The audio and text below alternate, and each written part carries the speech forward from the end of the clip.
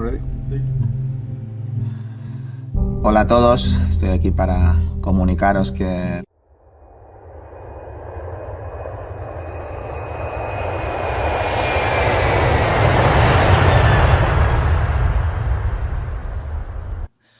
My name is Clara Towson, and I'm a friend of the show. Boom. I am Francisca George, and I'm a friend of the show. Perfect. Hi, my name is Susan Leemans, and I'm a friend of the show. Boom. My name is Zainab Sammaz, and I'm a friend of the show.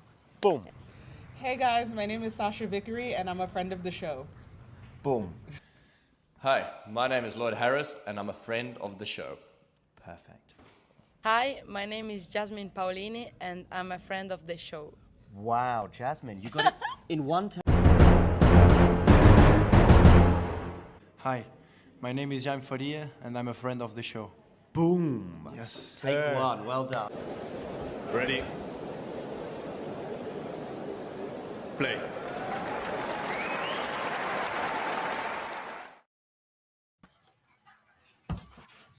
Well, Mr. Farrier may be very impressive for his Challenger final, but I don't think he'll ever upstage Jasmine Paolini in my eyes. But anyway, enough of this talk. Welcome to the Friends of the Show, sir. And yeah, we are here. We are live, and you've got a triple treat today because it's not a double header. We've got two guests. We've got Jack Edward. We've got Andre. Andre, since you are currently unmuted, Andre, how are you doing? Oh, I'm doing all right. Yeah.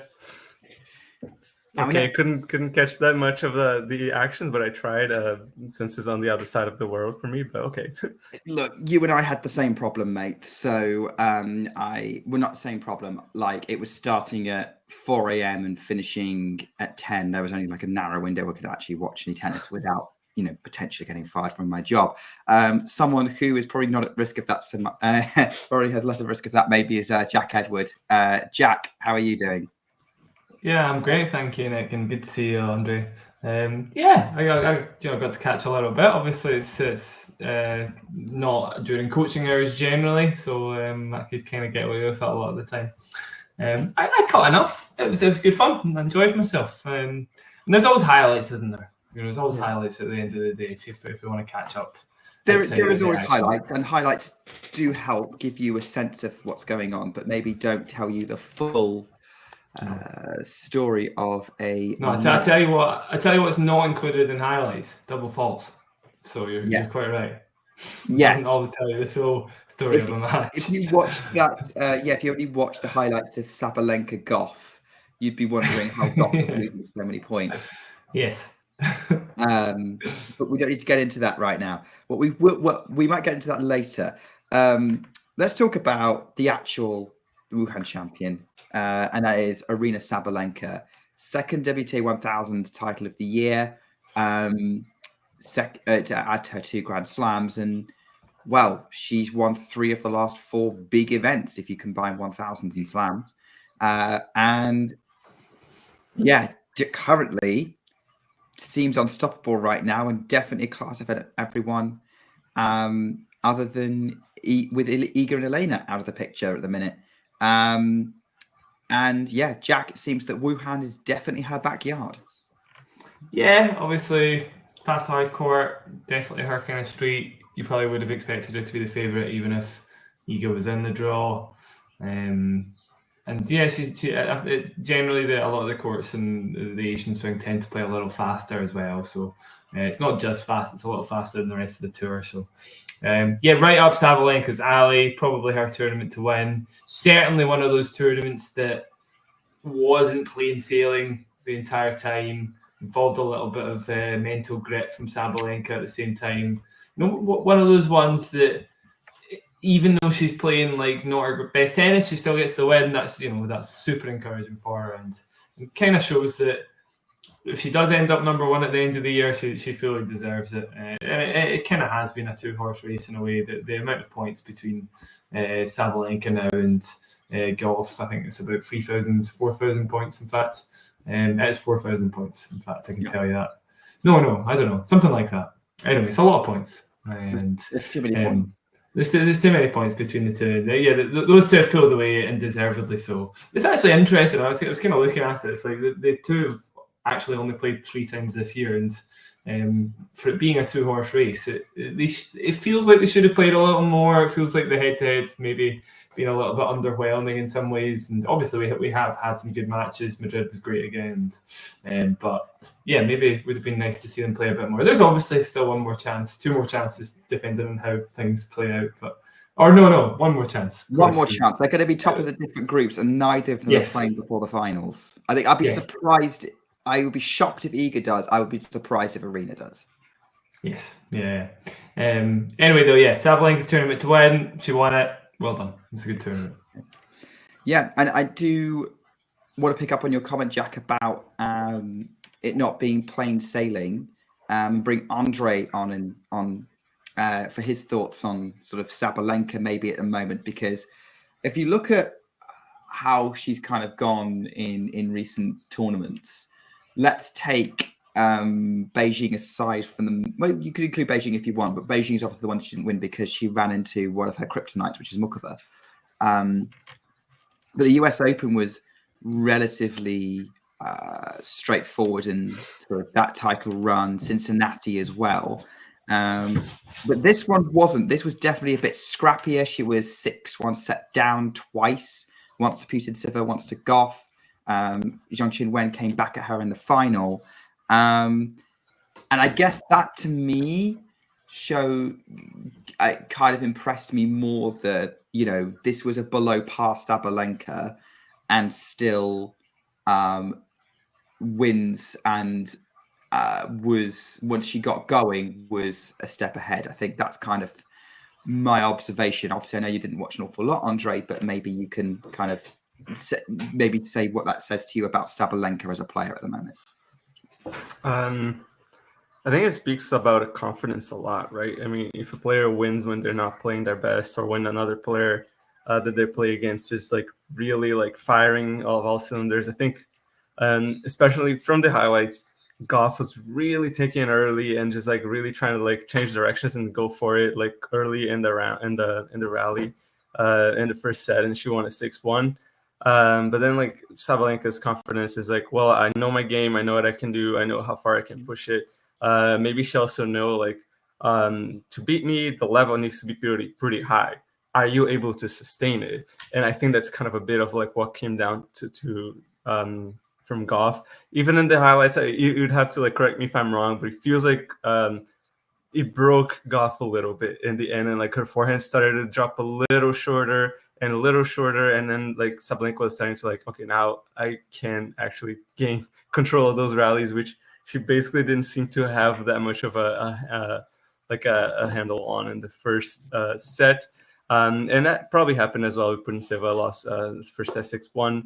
And to be down like 6-1 like break, it's tough. Like not a lot of players can say that they are able to come back from this. Even Swiatek herself had trouble in the beginning when she started losing her first set. She would win like 36 matches like in straight sets, and then like the moment she loses the first set in a match, like it feels like the whole hell breaks loose in a sense. So like it's definitely a skill. I'm not saying obviously that that takes anything away from like the absolute demolitions that she had in her previous years, but it's definitely a part of the skill set that a top player needs to have, and Sabalenka just kind of like exudes that confidence. I feel like that's the main takeaway, that especially now players should be even more so aware that it will take a very, very high level sustained for 2, maybe 3 sets to beat her. So I feel like that's kind of what it takes. That seems to be where we're at.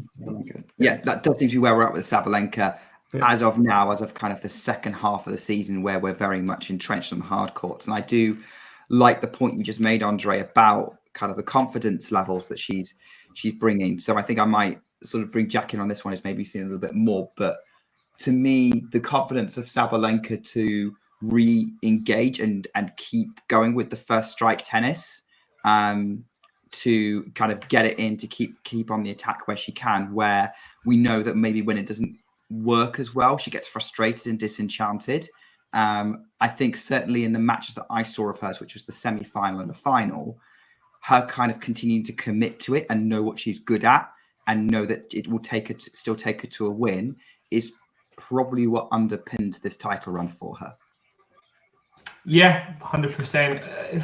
It's funny talking about the semi-final though, because it's just such an odd match. Very, very difficult to say for sure that Sabalenka deserved the win in a way. She deserved it, but it's pretty clear what would have happened maybe if Gauff hadn't been having a day like that. I do think she would have got the win, personally.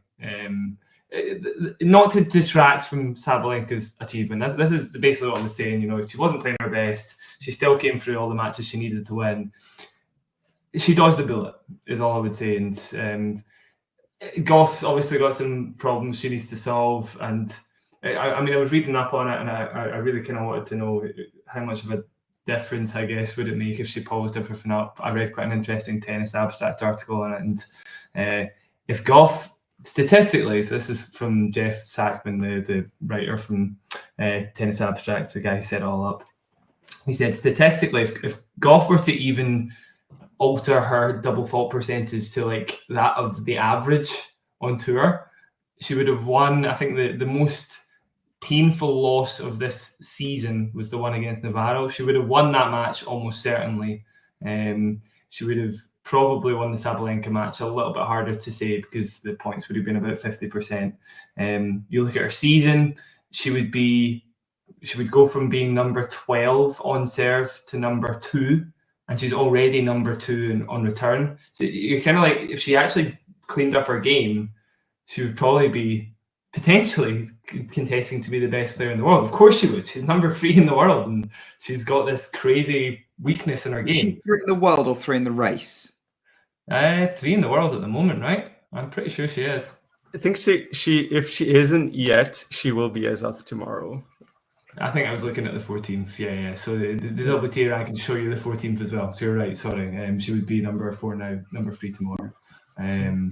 So it's just mad. It's quite hard to not look past that, and it's an interesting story as well, because obviously Sabalenka talked about it in her conference. She's been there. She's been in literally exactly the same situation. She cleaned it all up, and she became number 1 in the world. So like, the sky's the limit. That was the kind of takeaway for me, which is maybe a bit pessimistic, but at the same time, I couldn't help feel that after that match happened, if that made sense. But to be fair, I just looked at the stats from that match, and I just saw that Gauff hit 20 double faults in the match. Yeah. So 21? it does. 21, yeah, you forgot about 21. Andre, yeah, there was a 21st in there as well. Yeah, I guess like it's missing one in here. The 21 is. It's wild. It's actually wild. It's almost an entire set worth of double faults. And she's still, unless Google have got that wrong. Oh no, they'll have it right. She won the first set 6-1. She still won more points, which is just insanity. It's obviously mad. So. Yeah, Sabalenka, she did deserve it. Of course, she deserved the title, but it's hard to not have a bitter taste in your mouth after seeing that match. And 21 double faults is just crazy. Yeah, actually, I did make a note about that because, you know, we talked about Sabalenka being a bit scrappier, and I think you could say being a bit scrappier at this moment, and like maybe there were opportunities for not just Gauff, but maybe Zheng Qinwen or even Yulia Putintseva to make more of an opportunity to beat Sabalenka. I didn't see the Putintseva match, so that one's harder for me to comment on. Yeah, if Sabalenka was potentially more vulnerable, was there a missed opportunity for someone she was playing against? And we're potentially saying that is the case with Gauff and these double faults, although the double faults, as you say, Jack, would have made that match a lot more 50-50, which watching it did feel quite 50-50 for a lot of it. Totally. I think Gauff would have won more than 50-50. I think Gauff would have won. Because Sabalenka wasn't playing her best tennis, and Gauff, some of Gauff's game is just insanely good. Of course it is. She's got like the second best return game in the world statistically. She's winning the same amount of points as Iga on return. And I mean, if that doesn't tell you anything, then you're looking at the wrong stats. That's obviously insanity. So yeah, it's a shame. But yeah, the focus should be on Sabalenka. She's kept her cool really well. You're right. She does keep going for it, and in a good way now. It doesn't look silly. I think it used to look a bit silly in the past, where sometimes she'd just go for stupid shots. Basically, is what I'm trying to say. And now it feels like she's much more measured. She did add a little bit of spin to both shots, so she's more likely to make more shots. The serve obviously doesn't go off the rails anywhere near as much, which is ironic, obviously with the conversation with Gauff. She totally deserved to win. She did deserve to win this week. And every match was a bit, well, not every match was a bit of a scrap, but there were scraps in there, and it was good to see her come through, not playing her best. Yeah, it's an interesting one, that. And certainly when you talk about Sabalenka of old compared to Sabalenka now, I mean, like, nothing could highlight that more than her winning this tournament 5 years after she last won it, which is also the last time it was held. So the Sabalenka who won that 2019 title, you could say is a significantly different player to the one that we're seeing now. And obviously, she was much younger. She's developed a lot since then. She's not going for the crazy stuff in the same way, as you've said. Yeah, we've dwelt. I think whilst we are on this, I think let's say that, like, yeah, on Gauff. Yeah, she might walk away thinking she could have done the Asian double here and sort of been the second player since Carolina Garcia to do Beijing Wuhan double, and go away and kind of continue to build that ranking back up. But I think, Andre, we can safely say that Gauff is playing with a lot more confidence. I mean, certainly from what I saw, she's hitting that forehand a lot more effectively than she has done recently. And she's coming through matches a lot more comfortably than she was before Beijing.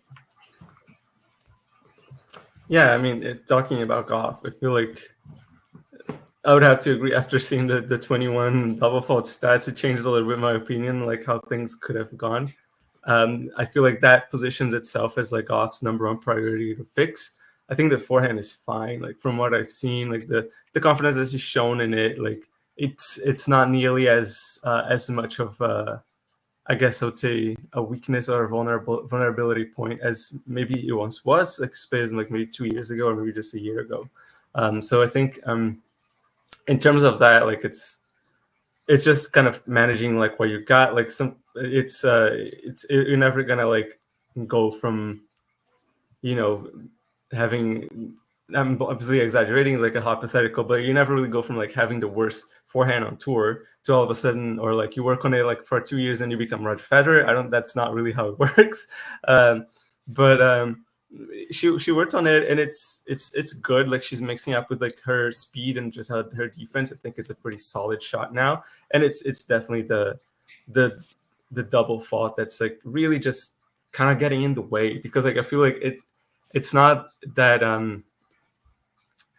it maybe affects a bit on the confidence, like on your first serve. Maybe she gets like a little lower percentage because she may be trying like getting it in, or it just like slows it down a little bit much. So you end up like maybe not winning as many second serves as you would if you actually had like a much lower number of double faults. But if she's able to bring that sort of level, hitting that many double faults, it's like as soon as the point starts, like it's off her head. Like, she doesn't think about it. So like that for me, like it's a really good point of confidence that like if there is a positive to take this week, is that like, listen, like your game is there. Like, even it, like that in your hands, in your bones, like you have the game to do even greater things. It's just like getting this thing in the way. It's like an obstacle now. Like, not a coach, so I can't really tell like how can you fix that, but it's definitely like a big priority, like in her own improvement, progress scale that she needs to really work on. And once that, I feel like that's if as Jack said, like if it just brings it down to the average, it's only things to gain from that. So in terms of confidence, I think that I will even just say that Gauff always had confidence that she can be great. I feel like she's always knew that she was special.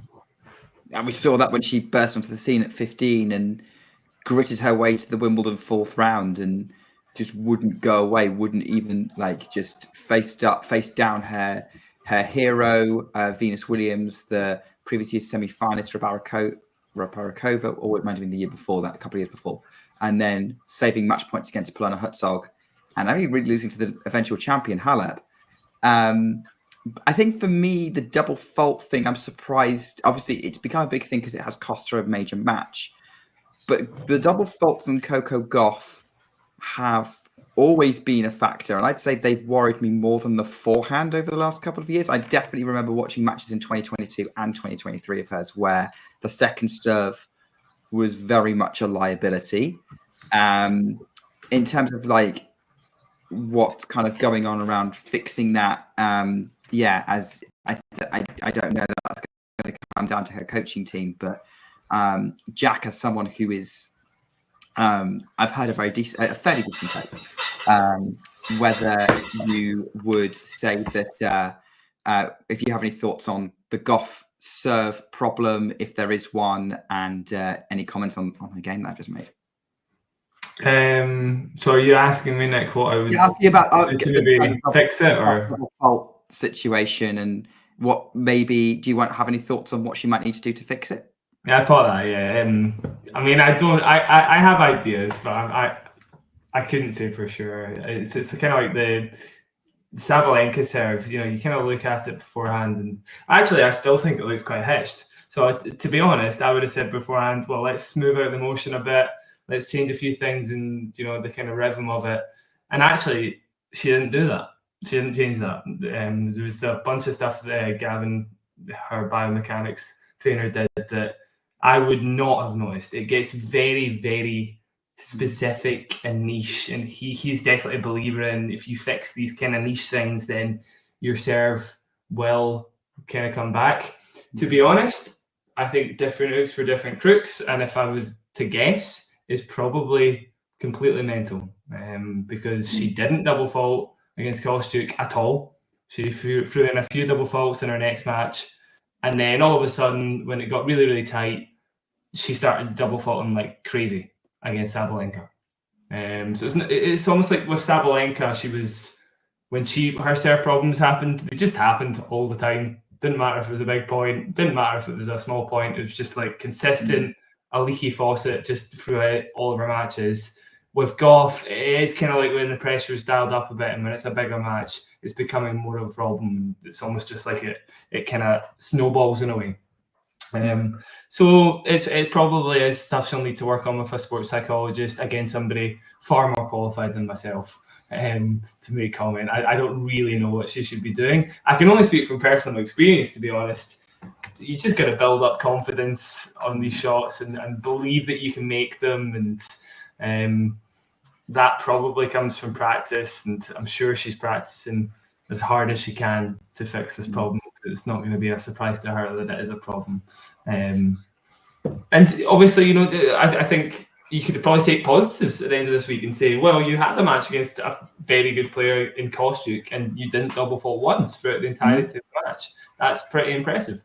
So it's just telling her she can do it, and of course she can do it. We've seen she can do it, and it's then just about believing against the best in the world.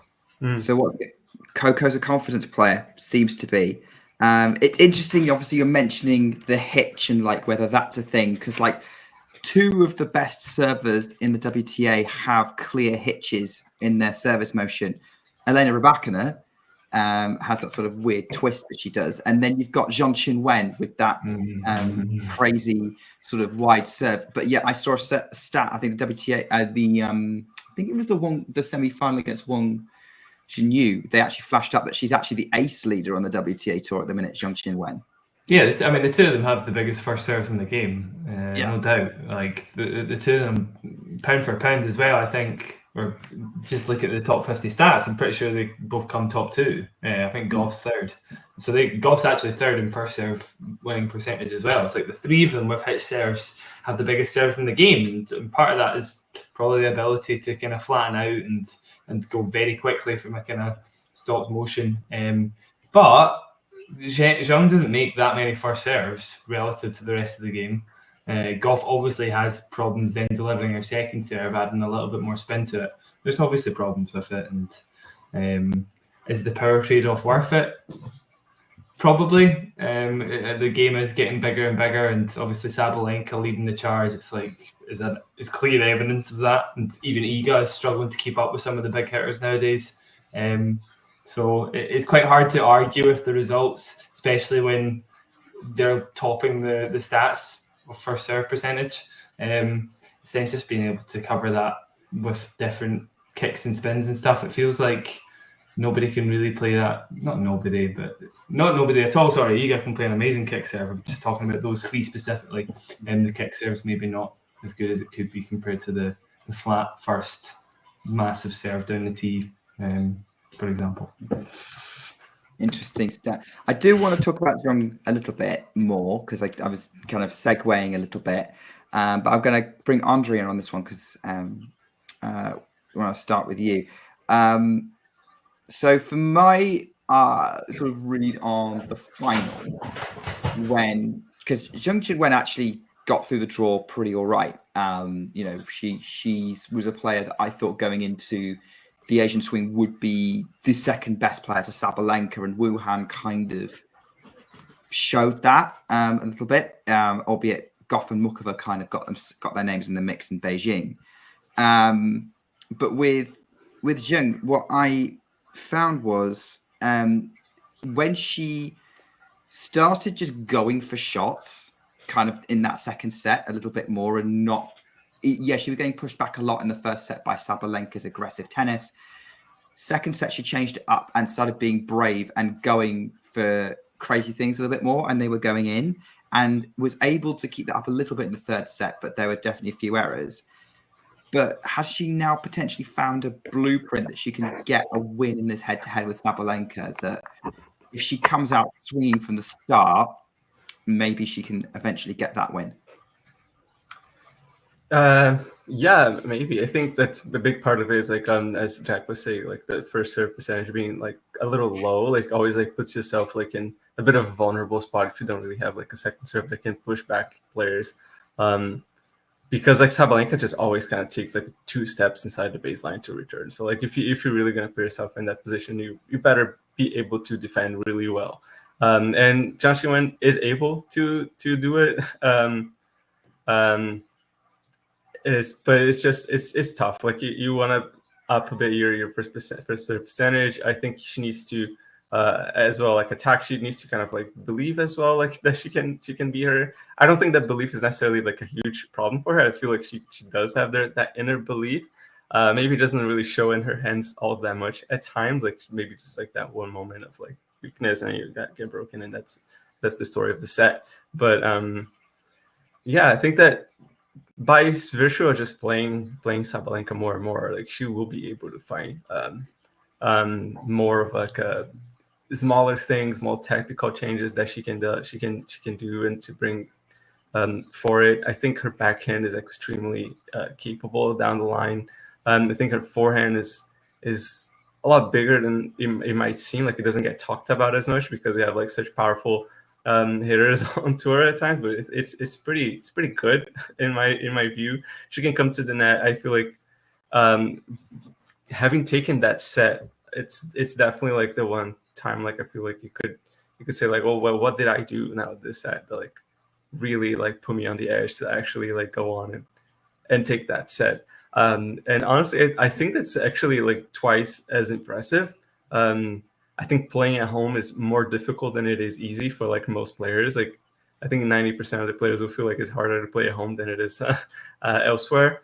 Maybe the Americans feel a little bit differently about this, but I think that playing at home like against a player that I don't think she's won against Sabalenka yet, right? So no, the head-to-head is now 4-0. Yeah, exactly. So playing that head-to-head like in a big final and your home crowd, I feel like this could have been more difficult than not. Like I would have even seen like when I saw that was the final, I didn't really think that was going to go 3 sets at all. I thought it was going to be like kind of like not necessarily a walk in the park, but I thought it was going to be pretty straightforward. 2 sets, 3 and 4 Sabalenka. But yeah, I was surprised to see that you went 3 sets. Like you got a match out of it. So yeah, I do think that the caliber of Zheng Qinwen, I don't think that she's gonna end the head-to-head like on the zero mark. It's definitely coming. That win is most definitely certainly coming at some point, like sooner maybe rather than later.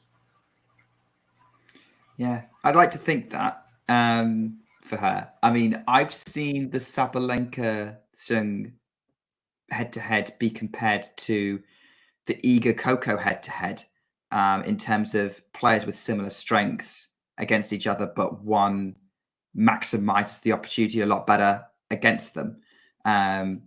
And I think that's kind of where we're at. So I think, yeah, for Zheng to make that inroad, yeah, she's going to have to work on those things. But like you said, she's got the core strengths, and yeah, I think she can take some headway. I actually think she plays better under pressure from a home crowd, or with kind of the weight of expectation on her. I think you saw that at the Olympics as well. You saw that at the Asian Games last year. Saw that in the Tournament of Champions last year, I think. So, yeah, we'll have to see. And I think she definitely stepped up here. So she's in one of those minority players. I put Andy Murray in that category of maybe plays a little bit better at home. Yeah, I've got the approval from Jack silently on that point. Deserved, definitely deserved. I guess while we're talking about Zheng, we'll do a race check-in. So we now have 6 of the 8 qualified for Riyadh, and they are Iga Swiatek, Aryna Sabalenka. You've got Elena Rybakina, Jasmine Paolini, Coco Gauff, Jessica Pegula, and Barbora Krejcikova are all confirmed.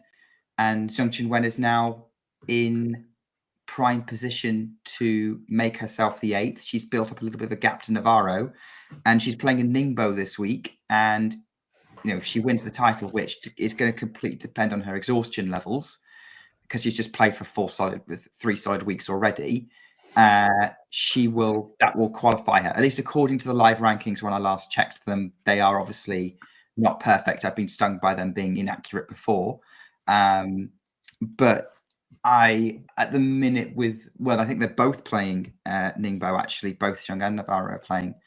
I am relatively confident that Zheng is in a better position to get the job done. I think Navarro would need to win the title to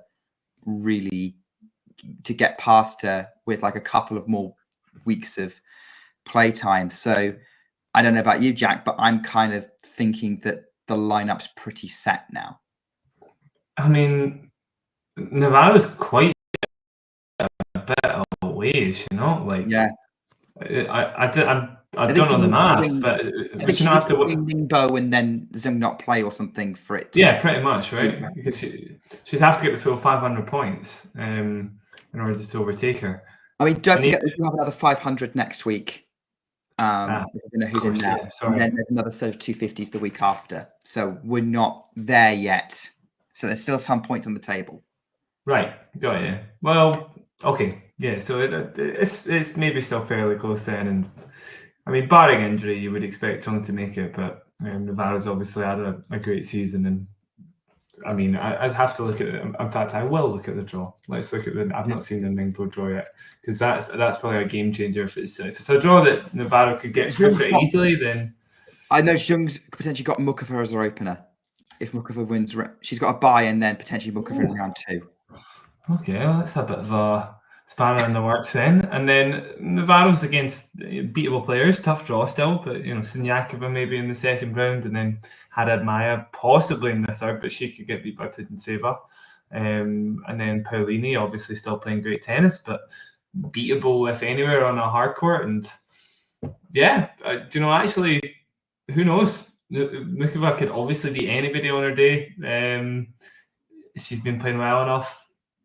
It's quite interesting, actually. Yeah, I don't want to make a big call on it. I can see the polls are turning in the tide of Zheng, which of course is the safe bet. But actually, I don't know. I'd be tempted to lean a bit more 60-40 at the moment. Yeah. I think it's a good, and obviously there's a lot of good players in the draw at Ningbo who can mix things up. I think definitely the players I'm looking at other players I'm looking at to kind of wreck things for those guys. Definitely Paolini, definitely Muchova, Also, Badosa, who's going to be the 8th seed, is playing, and she's in really good form at the minute. Muchova is back.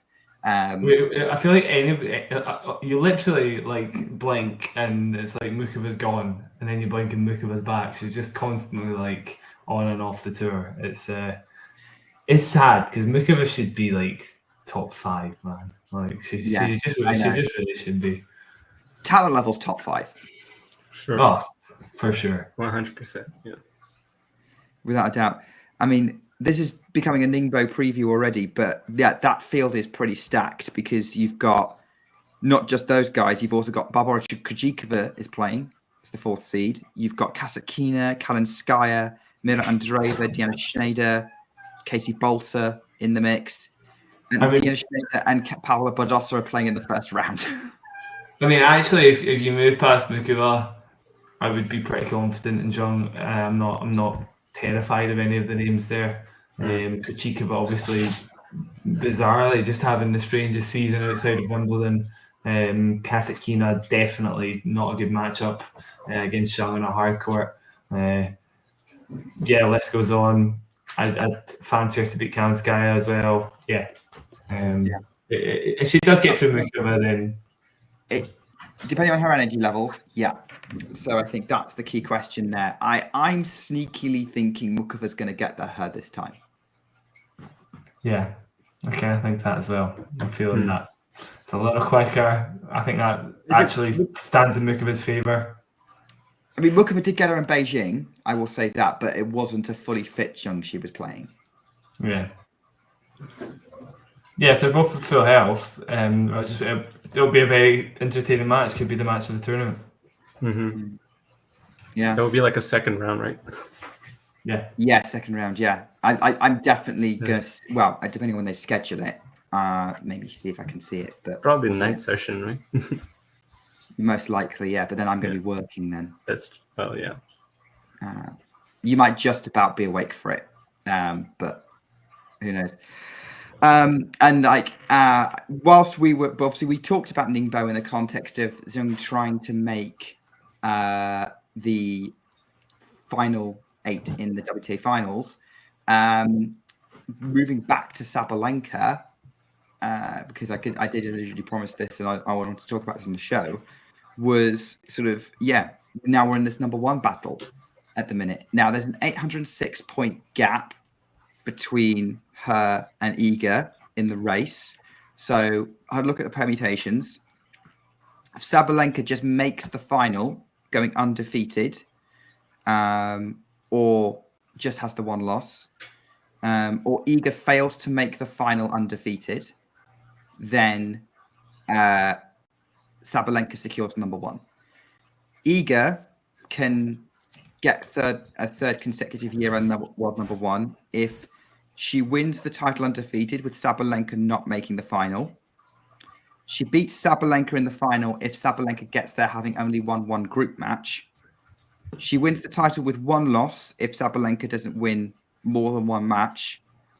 And she could even get number 1 if she loses in the final if Sabalenka doesn't win more than 1 match. So there's a lot of potential ways. There's a lot of permutations that we could get for this WTA Finals. It's not quite what I was hoping for, in that I was hoping for a potential winner-takes-all final between Iga and Arena, which could still happen in one very specific circumstance, i.e. Arena gets through a really messy group and Iga dominates. But yeah, I don't know whether, having read all those out, and maybe I'll start with Jack on this one, because I know you like your stats, whether the permutations are kind of making you feel that maybe one of it's kind of a bit of an uphill battle for Iga to get a 3rd consecutive number 1 year end. Well, I think it's going to be tough because of the stats, or what do you mean? Sorry. Yeah, kind of the probability outcomes, really. Right. Okay. Yeah.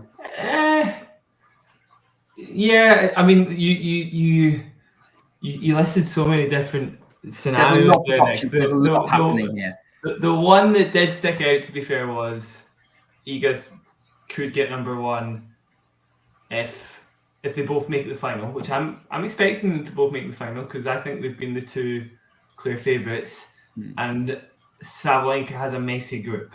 Yeah, so basically, Iga dominates. he only wins one match in the group, but it's one of those groups where like 3 people only win one match, or everyone wins one match. So to be honest, I think it's more likely going to be the other way around. The Iga has a bit more of a messy group, and Sabalenka's probably a little bit more plain sailing. The kind of conditions probably fall more in Sabalenka's favour. So I think everything's kind of making me lean towards it's going to be a Sabalenka world number one finish. It doesn't sound like it's promising for Iga. She could still win. You know, I would expect Sabalenka to be the favourite, but she could still win. But I do think Sabalenka will match and get the number one spot. What happens next if they both make the final? There's been a messy group, and then for Sabalenka, and then Iga wins. Would that still mean Sabalenka's number one? So basically, Sabalenka would get 200 points for winning a group match, and then an additional 400 from winning the semi, which give her total 600. If Iga makes it through undefeated, it's a winner takes all final. And this is the big thing: if Iga loses any group matches, then her route to number one becomes really tricky, and essentially she kind of leads Sabalenka to either not get out the group or have a messy group and then lose in the semis. I mean, anything can happen in the WTA Finals, to be fair. Let's see. Everybody's obviously playing amazingly. I do still want to stress that, though. They have been the two favourites, and there's not really a set of players that would terrify me for Sabalenka to play. I do think she's got the upper hand on pretty much all of them. Iga, on the other hand, actually, now I'm saying this, a matchup with Pegula would kind of make me think, she's in a little bit of danger there. It's obviously one that Pegula's managed to get the better of this year, and probably will still continue to get the better of on a fast hard court, given how confidently she played her last one with her.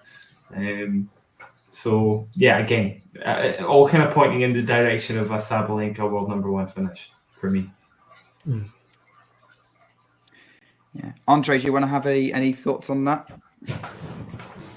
I mean, I think I would agree with everything. I feel like, especially going on on fast courts, Świątek has obviously dominated all that's clay and all that's low. When it's coming to, it started separating a little bit more when it's becoming fast, and some other players are trying to take their games to those surfaces now, especially since Świątek has been so undefeated in that in those lower surfaces. He's becoming more of a separator, the fast in these low courts. And I don't think it's impossible that Iga dominates. I think that it's not an impossibility. She's done things like that in the past.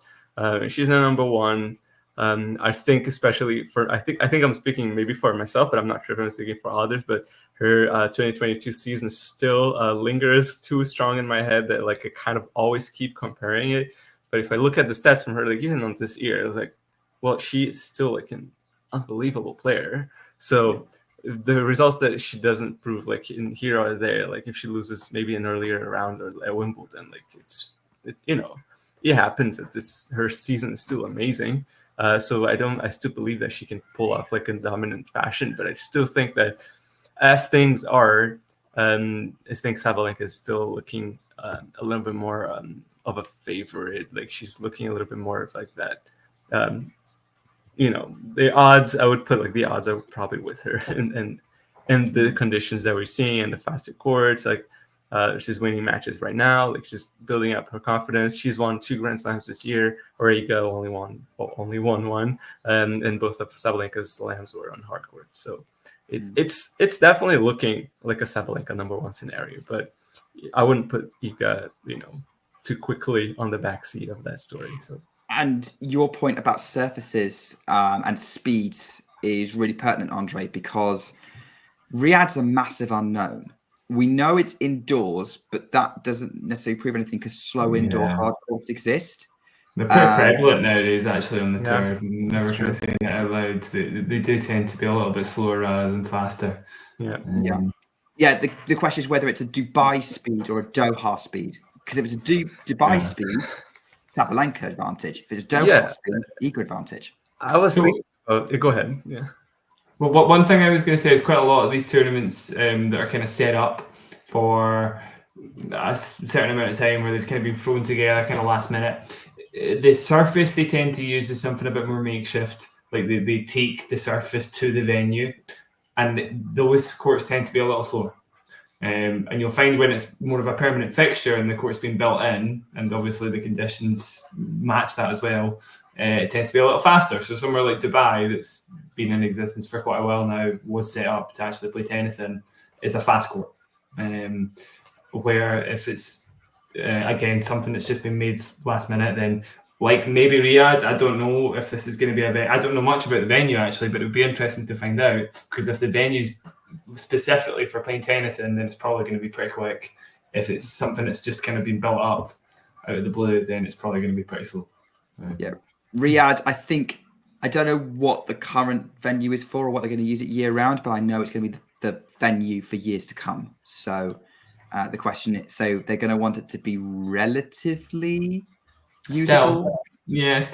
Still sometimes it doesn't tell us too much, because they may have, this all may still have happened within the last kind of year, and we're talking everything's thrown together relatively quickly. It still could be over the course of a few years. Having said that, ATP finals, the O2, and even more so Turin, the surface is slick, and they definitely didn't use the O2 for tennis all year round. I don't know what they use the Turin stadium for. Yeah, Turin. That's a good point actually. So yeah, it's not always the case, because the Turin's probably about as fast as it gets. Actually, it was getting a little bit silly at one point. There just wasn't any rallies. So yeah, that is a fair point. So who knows? I think it normally though, I suppose, Nick, looking at the other side of that, it's more guaranteed. If it is specifically for tennis, then it is going to be fast. And maybe there's a little bit of a discrepancy sometimes when it's just been thrown together. We'll see though. We'll just see what happens. It'll be pretty clear once Sabalenka hits that first serve, and it's 120 miles an hour or it's like 110 miles an hour. Then we'll know. Yeah, we'll find out. I guess what makes it, one reason why I'm talking about it now, and like I'll probably be talking about it maybe not over the next couple of weeks, but generally when we start properly building up to WTA finals, is I want this to be as much of a spectacle as possible for a finale. Like last year, we kind of got it with Iga and Arena meeting in the semis, but then Iga had to win one more match to steal number one back from Arena. And I don't know if we'll get that set up again. I think that relies on one of them having a scrappy group. For number one to be possible, it needs to be Arena who has the scrappy one. But that was pointed out in the comments on the last show when I said we haven't had a 1v2 WTA Finals showdown in a final. And that semi-final did happen, but it was Iga still needs to get that one more extra win, but it was a significant moment. But I guess for me, what matters more is, we've got all these permutations that I've listed, and even I've now forgotten what they all were. But I just want this to be as much of a cool spectacle as possible to cap off what's been a pretty epic WTA season. And I guess, Andre, if you want to comment on any of those points that Jack or I have made, go for it. No, yeah, I was just thinking of Doha and Dubai, but you guys made a good point. It's like a different venue, it's a different style. Like it's not a permanent fixture in that regard, which is probably kind of smart, unless they actually come in, like, because they're coming in pretty hard when like trying to get tennis in. So I wouldn't put it past them at some point if they actually just go out and like, hey, listen, we are actually building this tennis stadium indoors. It's going to be like a dedicated tennis stadium. That's what we want. They have the money to pull it off. So I think it's a possibility maybe in the next 2-3 years, like depending how it goes. But yeah, it's interesting looking at those 1-2 players. Like they're definitely the ones to watch. They're definitely deservedly 1 and 2. Who's going to be 1 and 2 at the end of the year is a different question. but also expecting to see a really, really good challenge from all the players in the draw, like the all 8 players. It's not all of them have had like stellar seasons all the time, but they all got there because they deserved it, because they did something great to be in the top 8 rankings. Or Krejcikova is going to be like the Grand Slam entry, but still, Wimbledon win. It's Wimbledon, right? So I'm definitely looking forward to seeing this, and hopefully they get a finals that the WTA deserve. It's been a great tour for many, many, many years now. So yeah. Well said, Andre. And it's going to continue to be a great tour this week. We've broken down Ningbo a little bit. I think that's the event that most of us will be keeping an eye on, because there's a load of really good players in there who are trying to sort of cap off stellar seasons, including some of the names that we know are going to the finals, like Paolini and Krejcikova, or at least some noticeable, some kind of noticeable highs in their seasons. And obviously it's packed. It's going to be chaos. Although maybe, as we said, eventually decided by the outcome of Karolina Muchova versus Zheng Qinwen. But the other match going on, the other tournament going on, is Osaka, the WTA 250 event happening in Japan, Japan Women's Open. Notable players: Magdalena Frech is the top seed, seems to be one of the form players for this end of season. Katie Voinetz is the second seed, but we're also seeing Sophia Kenin and Bianca Andreescu taking part in that. Andre's nodding away, going, "Yeah, I know that. I clocked that. I'm going to be watching any Andreescu match I have access to." How optimistic are we about Andreescu this tournament? Because she's not played since the US Open, right? I mean, it's anything can happen with Andreescu. Anything can happen with Andreescu. I'll be honest. I would be honestly very happy if she just manages to make it like into like a semi-final, like a quarterfinal. I think she kind of needs some wins. But like the title win, I don't know. It's always good to keep those expectations in check, because she hasn't won a title since the US Open, and she come close a few times, very close. But I'm basically in the wait and see. I will take it a match at a time and really hope that she wins each of those matches at a time that I'm talking about, but still keeping it in check. Like a really, I'm waiting and seeing. That's just what I'm saying about that. Look, you have to wait and see with Andreescu, because it's very much a match. She's very much a match by match player. I'm optimistic she can make some waves in Osaka. We almost had 2 Canadians in the draw, because I'm sure Fernandez was originally going to be the second seed, and then when I checked the draw again today, she wasn't in it, so she must have pulled out. So at least you've only got one Canadian player to work. One British player in the mix, which is Harriet Dart, but she's got a little bit of a tough draw, I think. So guess we'll see how that goes. I guess, Jack, in terms of the 2 events we've got coming up in Ningbo and Osaka, what are you kind of looking forward to the most? We've covered it, but of course, for anybody who wasn't there, it's got to be Zheng Muchova, a potential matchup there if Muchova can make it through our qualifier. And it's a bit interesting to see what's going to happen between Navarro and Zheng. That's probably the narrative that I'm going to be paying attention to the most, see who clinches the final spot. I'm seeing in the chat, Catherine saying she hopes Rebecca will be able to compete. Is that, I didn't know that was a possibility. I thought she'd written off her season, actually. She's not said she's not going, so no? Okay. So why not? I mean, like if Rebecca doesn't go, then that's kind of makes the whole Zheng Navarro thing redundant. Right, totally. Now they get to go. So we'll see what happens there, I guess. I suppose it would be a bit of a surprise given she's not played for quite a while now, but we'll see. I mean, how much of a surprise would it be if Iga didn't play? Quite a bit. Quite a bit? Yeah. I think that unless it's a personal reason, I don't see why she wouldn't play, I guess. Like, maybe stress. There has been a lot going on, obviously, with her. Who knows? To be fair, it's quite hard to know what's going on behind the curtain with Iga. Obviously, she mentioned there was personal reasons for not playing a tournament recently, right? And did she elaborate on that? Was there elaboration? I think it was to do with the fact she didn't have a coach. Right. Okay. I think it was more. Well, definitely why she didn't play Wuhan was I don't have a coach. Yeah. So, the personal stuff, maybe it was a mix of something else plus the coaching situation, but I think it's the coaching situation that's mainly affected it. Yeah. She's one of the most fascinating players out there, obviously because of how well she plays, but also it seems like the player-coach relationship that she has is well, not just with Thomas, but with the rest of the team has been like crucial in so much of that success. And I totally understand that she probably wouldn't play as well if she didn't have somebody in the stands there with her from everything we've seen. So it's going to be really interesting. Is she appointed the new coach yet? No, nothing's been announced.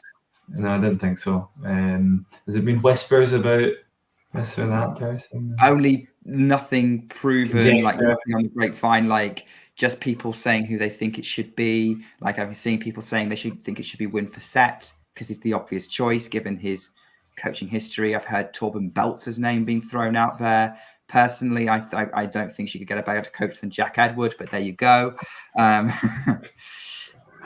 He would be terrified, but he would say yes, I think. Yeah. I mean, maybe we should start you off with something simpler. Maybe someone like Harriet Dart. Yeah, I think I could take on Harriet Dart. Yeah. Jack's fees are pretty high. Yeah, that's true. So maybe not. We'll see. Okay. I think that about wraps up our WTA show because that's about an hour.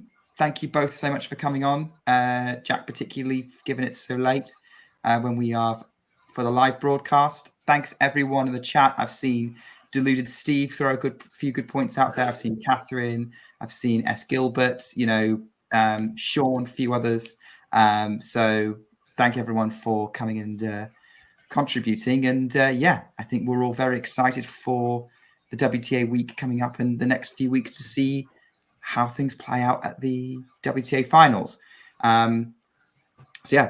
Great job, guys. Thanks for coming on. And cheers, Nick. Cheers. Yeah. And all of you, I'll see you next week for WTA Weekly. Until then, keep talking tennis. If you enjoyed this video, make sure you hit that like button. Don't forget to subscribe and click that notification bell so you don't miss out on all things tennis.